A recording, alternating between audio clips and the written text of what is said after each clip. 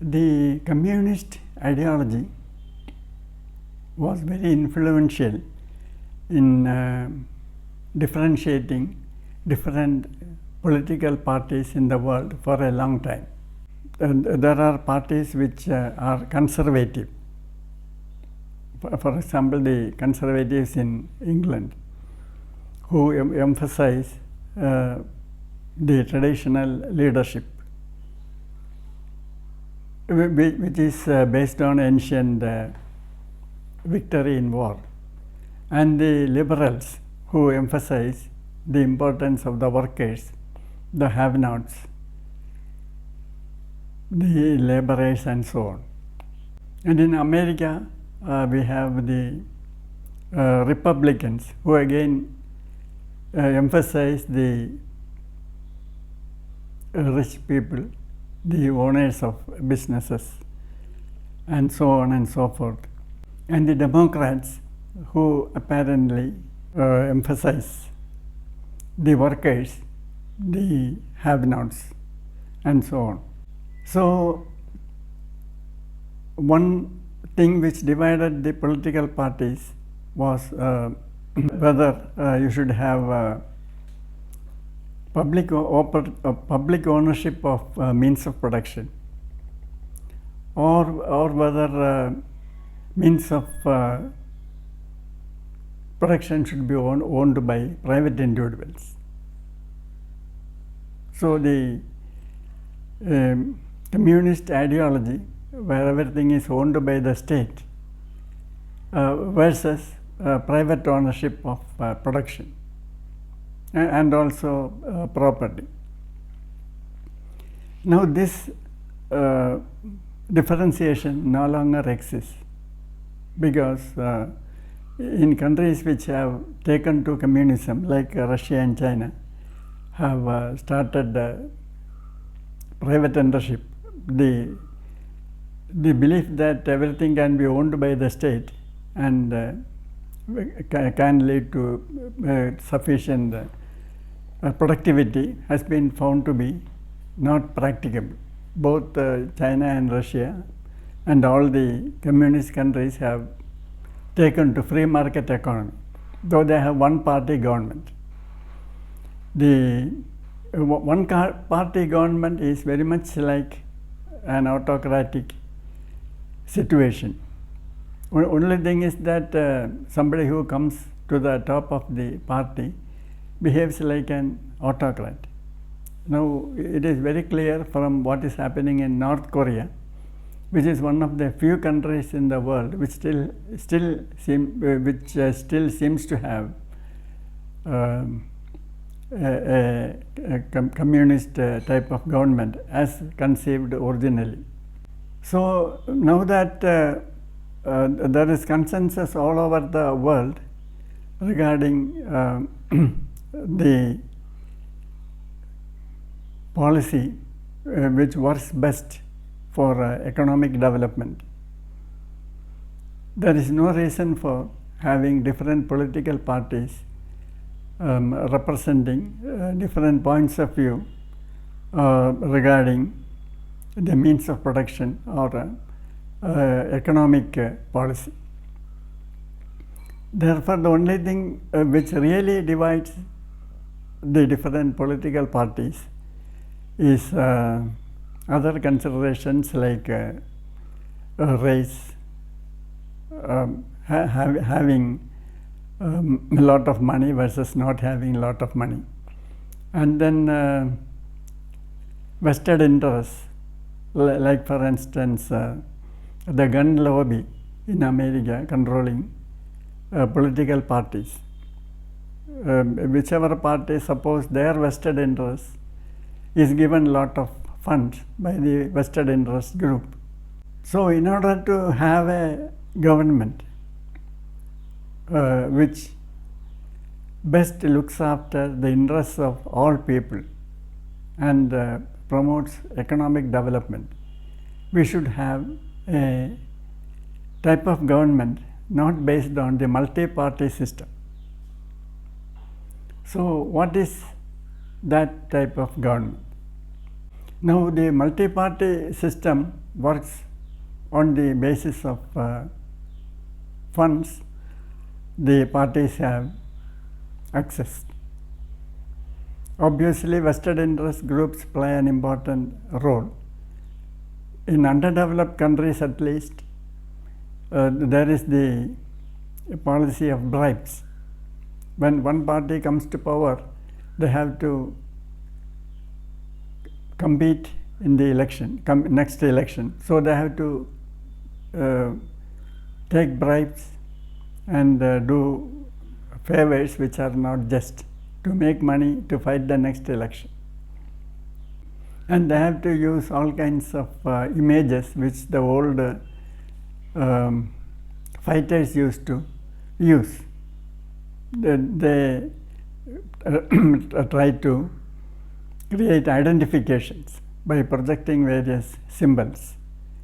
It may be related to religion, caste, and they catch people in schools in adolescence and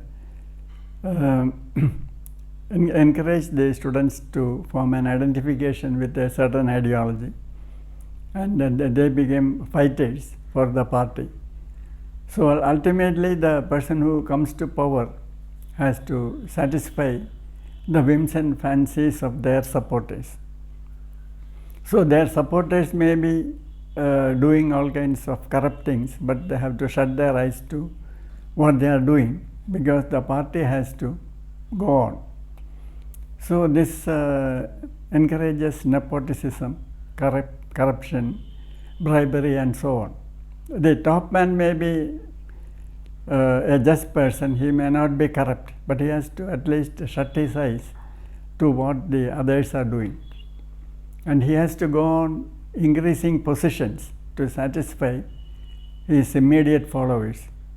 The number of members of parliament goes on increasing because he has to accommodate more and more people. And once a person comes to the top, he never wants to get down. So he will manipulate things so that others can survive only if they support him. And it is like in the ancient times, the king has a set of generals who support him, and the enemies are destroyed. The same sort of situation takes place in a country where there is the multi-party system of democracy. So the question is, who will bell the cat? Now there is no country where there is a system of electing the administrators by a selection committee. I suppose such a system can arise only in a country where the people are stable and the people are wise, and a country where such a system prevailed in the past. India has such a tradition because we used to have the system of panchayats, and the panchayats evolved from the Janapadas. The Janapadas existed before the coming of the Aryans, and it came from the Indus Valley culture. In Indus Valley you don't find any palaces. The Indus Valley system of administration was by means of people who are successful in business and in agriculture, and when they retired from active work, they were made the administrators. So they used their private funds for the good of the people, and this continued as the panchayat system.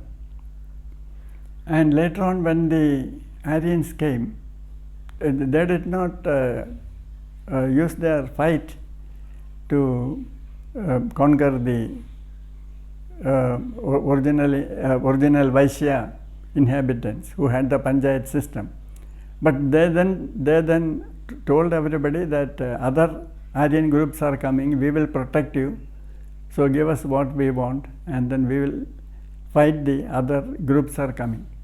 So gradually the kingship emerged. So the kings gradually started owning all the property, and then they started fighting the other Aryan groups which were coming in. And finally the king rule was made the pattern of administration, and the panchayat system disappeared.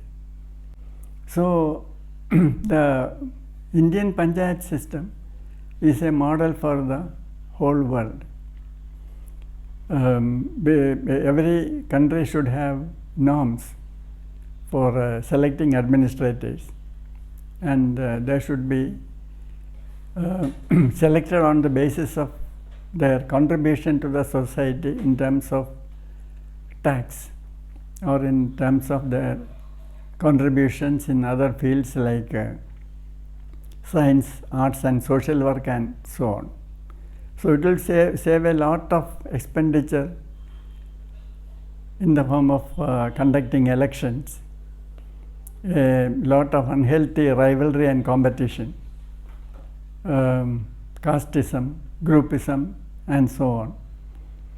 And this will be a model to the whole world, and finally we can hope that this system will be copied by other countries, and finally we will have a world government where the administrators are not elected but selected on the basis of the income tax they have paid to the world government or to their own different countries, and their other contributions to humanity in the form of science, arts, humanity, social work and so on and so forth. So this will lead to world peace and also an efficient government of all human beings in the world.